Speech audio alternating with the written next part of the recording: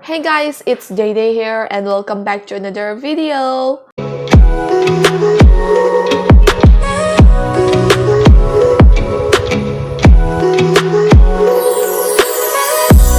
So ngasi videos dadi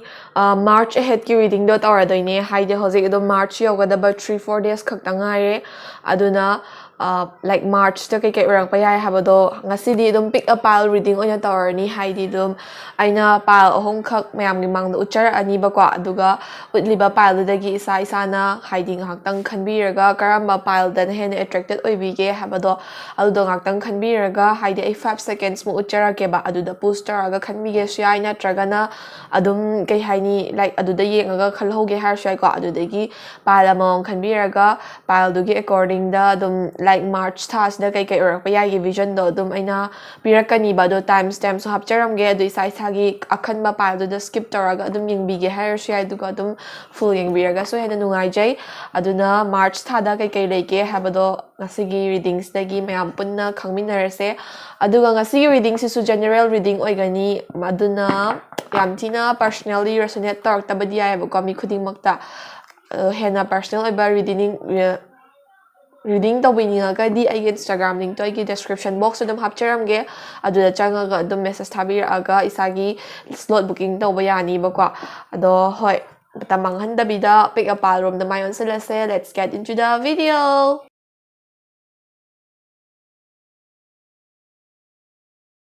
So ahanba pile A natragana sige blue idol figure se choose to be bagayda dugi March thada kai lege habado yengdoine do card hana pick tower se kai lege habado yengnaba adu general reading oibanina ko hoi adum tholak tribanina tholak kai tholak adoino haiba bodi khangpote di taragasu general advice ti dum notion bio do yam ka hena simak 100% tho ani haiba maki guarantee di piba ngamjade ba ko adui taraga sudum general reading ne mamang da sudum yengbira amagani King of Wands,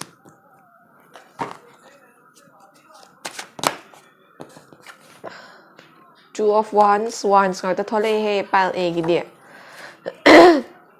duga sidagi affirmation card ama haidi March tha sida isada kari affirmation loina gadage habado ko adugi affirmation card ama hapchage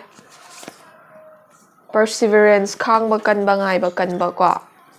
duga energy card amaga draw tawjage punna card manga gi reading tawse ba ko samlapna na te da dum si dum general reading adum oy ani yam detail makti oy roi dai taraga so yam basic maksu oy roi ba ko dignity so sige card khaise pick tawre aduga reading room da mai on silase hojik card sing se amam to explain tawba hojara age. So pile A ahanba card chigi the high priestess sariba card chithol eba ko sigi the high priestess sariba card china kari like March tha sigi dum horak pa wai da ko pile A khanmi ba singi namakta kai pi ge ha matamda dum pile A khanmi ba sing se thabak kumba kaino ma tawga da ba leiba or isagi decision ama lawga da ba leiba or any issue ma thola pa matamda decision gumba se lawbom khangda ba ko adum isagi kai haini like isana khanjaba gumba se neglect tawba tabam lapang khangdaba adagi isada charang khoyang naba adagi mind stable oidaba gumba sigumba singse khar thengnar pa yai ba ko ada sigi card china kai hai ge ha matamda trust yourself and trust your intuition haiba sisina kai hai no habada isana isagi like inner voice ama kaino ma thaba ama taram dai da isagi manung dagi voice ama na wa gumba hairak pai tapta isada feel tawjaram gani ba ko adum aina isagi wakhal da khalak pa adum mi khuding mak tarongani ko sise idea am tawe ado idea am tawe sina di targa sudum mi khuding mak ki masa ge ba inner voice amamam leiba adugi inner voice tuna aina tawri si chumi or aina tawri si lali haina khalak podo isada self confident obiyo ba maram di March thagi ahoba sida ko isagi ba thabak ama taram dai da or decision ama laram dai da mingon da rely tawbo or mingon da hangba khotpa sigum se tawbigano sigum se tawbagi mahutta isana khanjar pa aina khalisina tawraga di hena phaba oini habdo khanbiyo ba duna isagi own decisions isagi own intuition na depend tawbiyo ba any thaba ama taram dai da ko aduga sigi karchi matung ina isan isagi amaina lawge khalakpa decision do adum neglect chaba gumba ko haidi dum aina khalise oiroida kaina khandokpa adagi like kai haini connect to wangam dabado ko adugumba su khara thingna ba ya do sigi karchi na harise isana isada trust to ba horakanda isana isada confidence lay ba horakanda ko mina so ingonda trust to ba horaka do ni haidi dum thabak ama da mi gi trust dum changi dana ko ado isana isada hana trust lay jatraga di mina trust to bangam moiba aduna first of all trust yourself love yourself haibagi mo na sigi karchi na hairi ba ko adum khara chayet khwet na ba dum tobam la pongkhang da ba situation exam thaga da babu oiro thabak bai khat ka da babu oiro or any matter macha ma da oi tar ga su decision lawong khang da ba sigum khara tholak pa ya haibagi mo da ni ko pir se second card na king of wands sari ba card thole eba sina march ki dum mayai oirak pa sai sida pile a khani ba singi kai oirak pa yai or kai tholak pa yai do hai do ne ba ko ado sigi king of wands sari ba card na kari pige ha matam da pile a khani ba sing se dum isagi controlling and dictatorial behavior haidi ngasagi first ki card na amuk isana khanba se chumme na khalo na hai ko amaina khan khama tung da march ki middle year pa matam se di relationship kumbo oigera family ki issue kumbo oigera friendship kumbo oigera problem kitang oirak ba yae ba isagi ego gumba attitude gumba se in control da thamba ngam da ba de gi haidi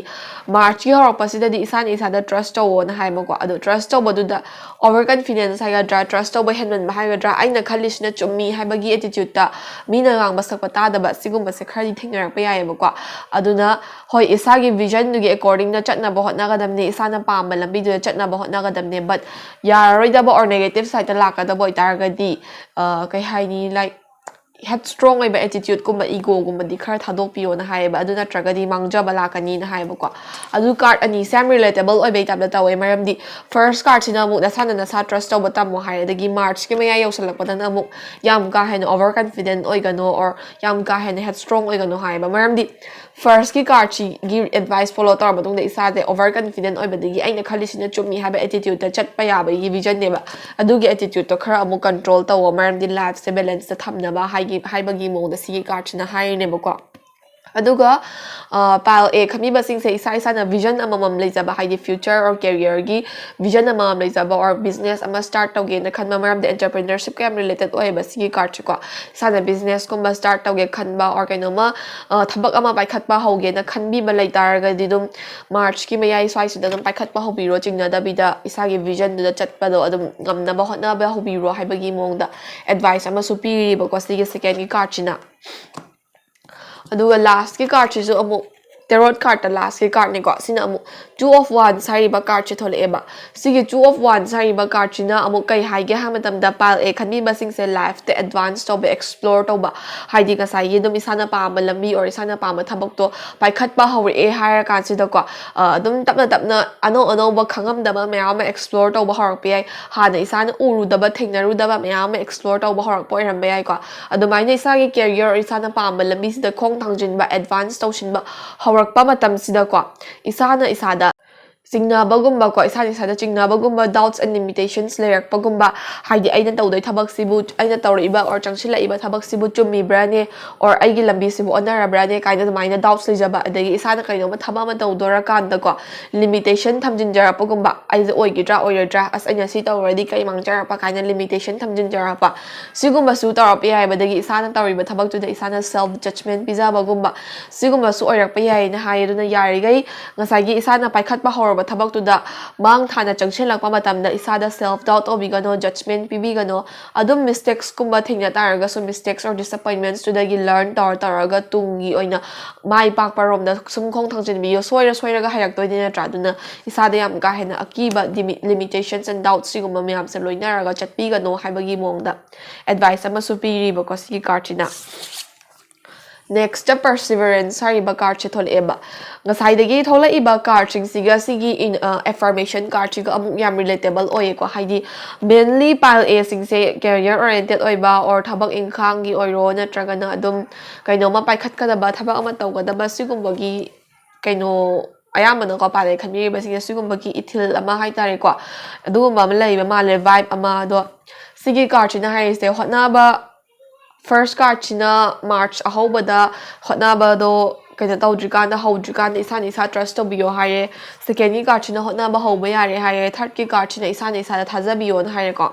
ado sigi card china mu hare se perseverance hadi khangba kalo ngai ba kalo haiba gumbane ba hadi isana hotna ri bodo hekta line amada khoje hotna ba hawre hare ga ngasi hekta hotna raga hekta ma hei chaga daba natte ba ko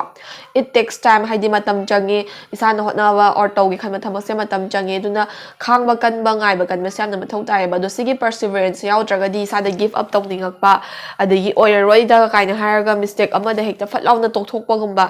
sigumba sisu thainara pa yaye duna yari gai march tha sida ko isa da affirmation je ai perseverance laita ba ade khangba kan da ba ade ngai ba kan da ba ade haiba adum opportunity ngai bani honde ko siguma me am sidum isa da prepare to bodi lep ta bi da oi taraga su amaya khangba kan biyo ngai ba kan biyo haiba affirmation je pi ba ko aduga last ki card china dignity hariba card chi tholeba adum aina ngasai de haijabun ne ayamana career related or work and job related card na tane tholei se dignity hariba card china mu isana tawge khaliba thabak or isana pangthoke khaliba thabak tu da isana isada thajabiyo isana isagi word realize tawbiyo like thabak khuding mak achauba haiba leite macha haiba leite apikpa haiba leite ko adum like mina han thana yeng taba or mina kai ngangda khini mina kai khan kini khanda bida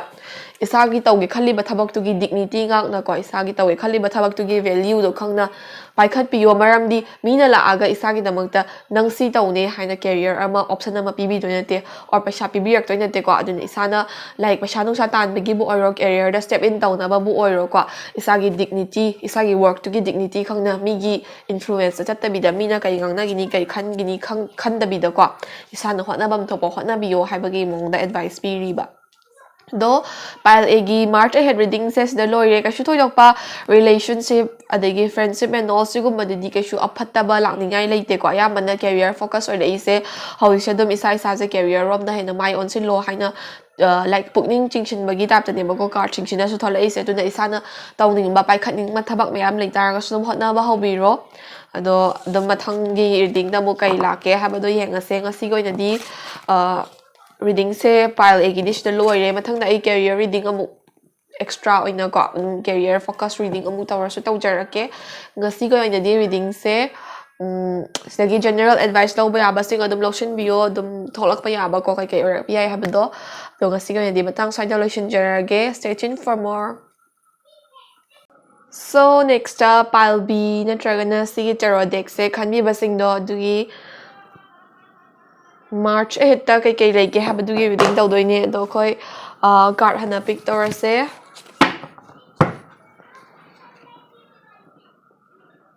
camera sam no me doi ne 5 of Pentacles reverse. Okay,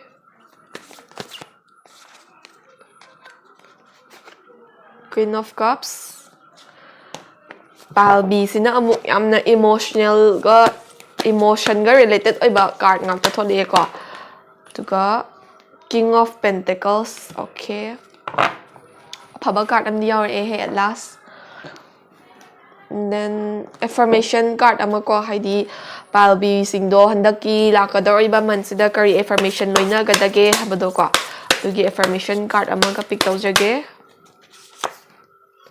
Don't take it personally hari ba card che thole ko yam relatable oye na khale agi wakal da tholai ba card che. Last but not the least energy card amaga pick tawjage.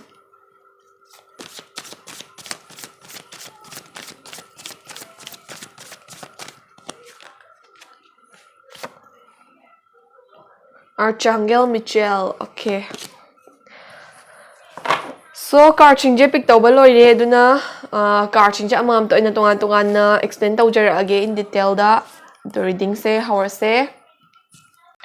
So pile B khanbi basingi first card the 5 of Pentacles hariba card che reverse ne ko sigi card china kai hai ge hamatam da pile B khanbi basing se dum past ko haidi dum mina like isana yamna khanja or isana yamna ningjaba mi like the ningjaba in the sense that relationship kumba leiba oibe yai or friendship kumba oibe yai du kumba mi oi kharana abandon taramba gumba or paisa nungsa yam ka haina chat kiba haidi isana dum isagi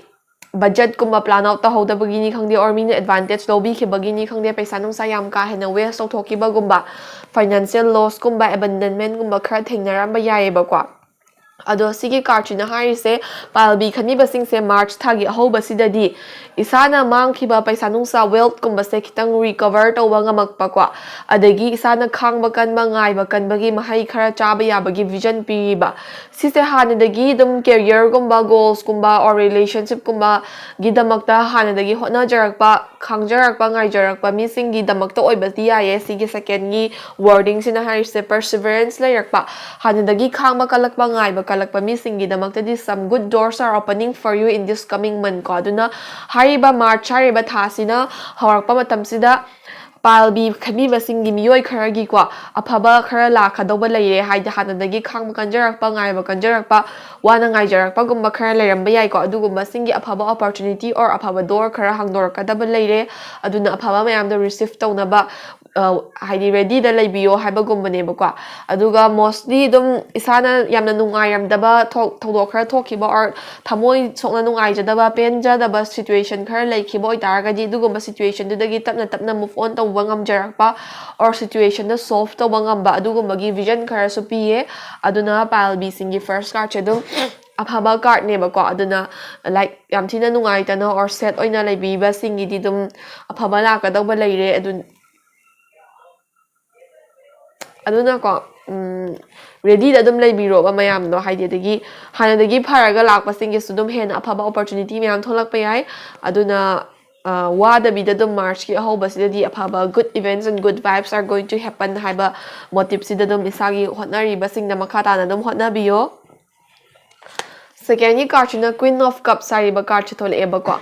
Queen of Cups hariba card-china kai haigi ha matamda palbi khanbibasing se hoi hauji se isada some fulfillment khara phangdaba a lack of spiritual fulfillment ko haigi isada manungda ko isagi dum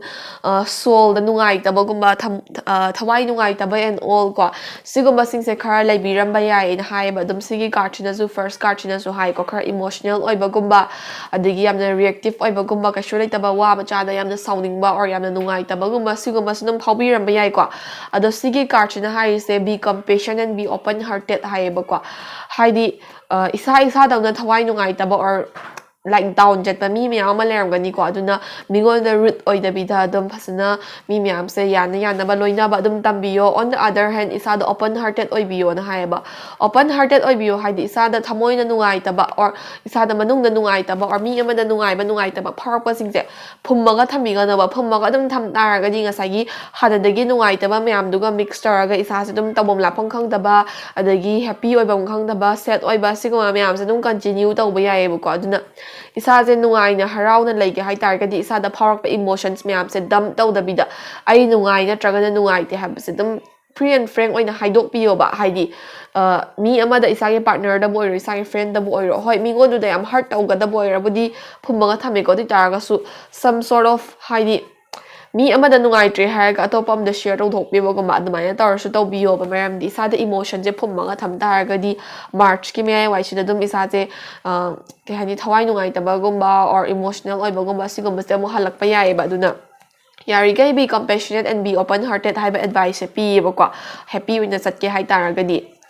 aduga sisina King of Pentacles ko sina March thagi aroibada palbi khamibasing se lottery guma phawdera or kai hani yamna daw ya ba incidents khara ko isana pamba khara achieve tawba attend tawba haidi loina mak natraga su khara dum mostly paisa nungsagi field da ko abundant gumba prosperous oiba gumba ado isana honadradi khangtre ko dum suddenly lambi daga paisa ga khunba adugumba dudi out of the context ko aduna kai haini dum isana hotna khiba sing dudagi khara makhai dum mahai chaba or khara makhai dum abhaba lakpa yabagi vision se pi ba some lucky opportunities are coming in your way ngasai first card na so haisina so haidana ko aduna March thasida dum afaba khara lakpa yabagi vision se lei aduna yam kaina desperate oibir no yam kaina down oibir no duga on the other side ko palbi khanmi basing se yamna egoistical and close-fitted oiba yabagi vision su pi ba egoistical and close-fitted haidi isana khanbasina chumi aina khali wakal sina chumma bani haibagi wakal sida ko ngasai gi isada pharakpa nungai ta mayam do pangphum da phumma ga thamba hai aina se haidu uraga mi da nungai mai khanman da ko isada dum like close-fitted haidi dum isada phummaga thamba adagi kainoma toramdai su aina khallisina chummi haba ego sina hekta mang tharakpagumba siguma sina ngasagi sagi lakadaba ofaba opportunity myam do adudo kai hani grab tawba ngam hawdana chatkibasu yaeba ko aduna ngasagi afaba opportunity singse grab tawba ngam nabagi namakta open hearted oyo na haikibado adugum adugi advice su follow tawbiyo plus ngasagi ego and all isana tawrisina or isana khallisina chummi haba attitude siju kitang thadokpiyo na haeba ko next affirmation ko affirmation je karamba card no hai matamda don't take it personally haiba ko sigi don't take it personally hariba card na march tha sida palbi khani basing se kai affirmation loina ga dagi haiba matamda isaga yam ka hena related oidaba issues or stuff the isagi oina personally dawna deal tawbi to piyo na haiba haidi adum palbi khani basing se khara overthinking gumba tawbi bra khangdeba ko moi se to mina kaino ma hayak pa or mina kaino nga paste moi ka yam ka hena related or daba issue oi targa su ko masa da tho aba dawna loina mak tackle dawna bo hotna ba adagi yam kai haini taking it personally haidi adum deeply hurt tawai tapta tawa mina wa ma cha ma hayak pai su phagi ma tar pai su yam ka hena personal oina loption laga shares social laga isa je nungai bangam daba gumba sigumba se khar tawai ba ko duna march tha sida di be open don't take it personally mina adum jokes oi gera oi bu oi gera adum isa da yam ka hena kai haini thawai nungai tana ba isa ni sagi damakta sinjaga no overthinking tawga no personally low dana bo hotna wo haibagi mongda affirmation card chine advice piri ba ko ado last ki card chine energy card ne sina archangel michael hariba card che thole ko sina use the sword of truth haiba ko siki card chine kai haige hamatamda ngasagi isana moody oriba degi sana emotional oriba mayam sida like aseng root cause ti khangda be di sana pangkhanda khanjan laga incidents mayam ma sagat laga oiram basu yaiba ado sigi card chine kai haige hamatamda kai no ma gi maram da khanjan rikanda or thabak ama paikhat rikanda or mi gona wa ma hai rikanda aseng bada truth to hana thidu truth to the stick tawraga haidi aphaba chumba to the khak stick tawraga thabak tawbiyo false hope ta natraga na negative side ta stick tawbiga no haibagi mong the advice piri ba ko aduna palbi khami basing se yari gei thaba ama taw trikanda or kaino man taw trikanda kaino ma paikhat trikanda aseng ba chumba do hana thidok piyo ba ko ado palbi gisu March ahead general reading says the low race the gidum low ba general advice solution biraga kai taw ba yage habdo khan biro ngasi ko na di reading se matang solution jerake thank you for watching so palsi na tragana si gray idol figure se choose to bi ba gai do gray oina ba udra ba khangde adu mogi March ahead ta kai tholak pa yai habagi reading da taw doine do first ai khoi card hana pick tower se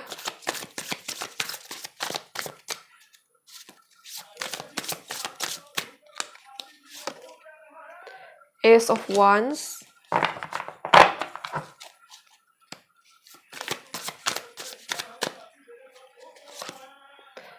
Death card thale ko dum death card che pakhat piga no aphaba card ne hai tare ko dum some sort of bad things khara give ending oi khiba ya ba gi vision ne duna pakhat piga no the hangman ko so tarot card ke na di pick tawba loire do affirmation card amaga energy card amaga pick taw zakhi ke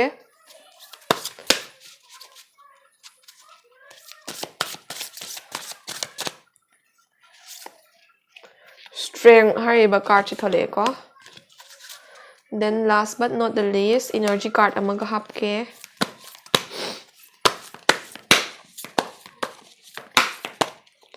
I'll see March ahead ki energy flight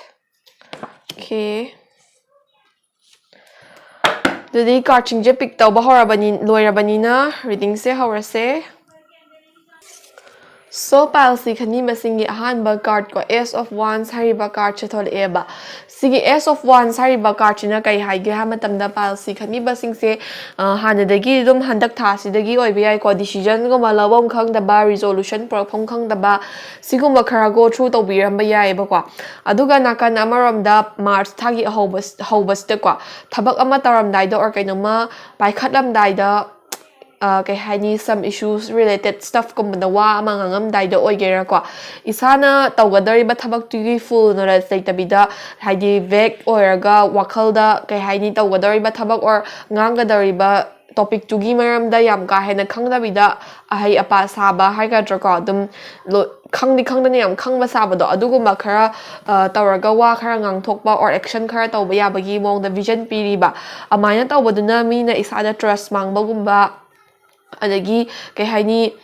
mina thajaba mangba adagi isana isada dum isagi oiba tungi lambida sokhanjabagumba sigumba tawba yaye aduna march tagi horapasda wagu mangang thokamdai or action ama taramdai da tawgadoriba pot or ngangadoriba wadugi hiramda yamunna hena khangdragadi ahya pasaraga wangang no natragadi isado trouble haidi you'll get yourself into trouble kwa adumaina piye duga nakan amaramda kwa isaje kasagi irresolute oramba tabam lakphang khangamdaba adugumba leitaragadi some source of inspiration khara thibiyo ba haidi isana thabak ama paikhatke khanba or kainama tawgena khanbadugi maramda related oiba inspirational source khara thibiba natragana motivational oiba miga dum punnana khotana isada thabak to tawningnaba kai haini vibe ama phawhonbado amaina tawraga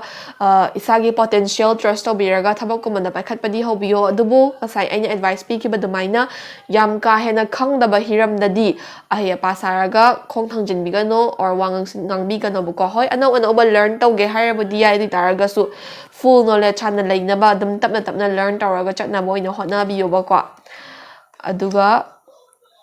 second card na dead card neba dead card na pile si khami basingi kai hai ge ha matamda there will be some sort of ending kwa ending se kai do oidoino ha matamda yamna toxic oiba relationship ko madal lebiragadi relationship ko madugi ending ama pork na bohot na ro haibagi mongda or ending ama oirakpa yabagi mongda vision pige kwa aduga nakana maromda career gumba oigera or isana tawramba bad habits oibiyai ko aduguma any stuff kharagi isada kanadaba stuff kharagi ending gi matam yore haibagi mongda card advice pi ne ba ko duna matam gi lakwa changes or matam gi ending gumba purak pa duda isaje adapt tawraga chatpi yo maram de sigumba ending se life ta amuk darkar oye haidi toxic oiba relationship oigera isada kanadaba thabak oigera ko amaina tawraga dum leibado haidi end tawba ngamdabida leibasingdo end tawhanda taragadi anauba beginning amana move tawba ngamoi anauba life ki phase ta khong thangjinba ngamoi ko maram di life se matam ge ba changes me ama layeba aduna sigi march thasida some sort of changes will be brought to you haidina sana sada changes khara lakadore aduguma changes or ending duda yarigai adapt tawraga chatpa ngamna hotnabiyo resist tawgano haibagi mongda advice piriba ko maram di sigi ending se lakrakanda aphaba kharagi beginning horaktoineba aduna hoi life ta hana leremdaba mongda change khardi lakadore haibasigi damakta prepare tawraga ready oiragadi leibiroba ko haidi hanagi dum leramba habits kharagi ending oibasu yai ko dum yamna achauba natraga su adubu ending khardi lakadore ba death card china haise aduga mathangda hangman hariba card chathole ko sigi the hangman hariba card china kai haige hamatanda palsi khani basing se dum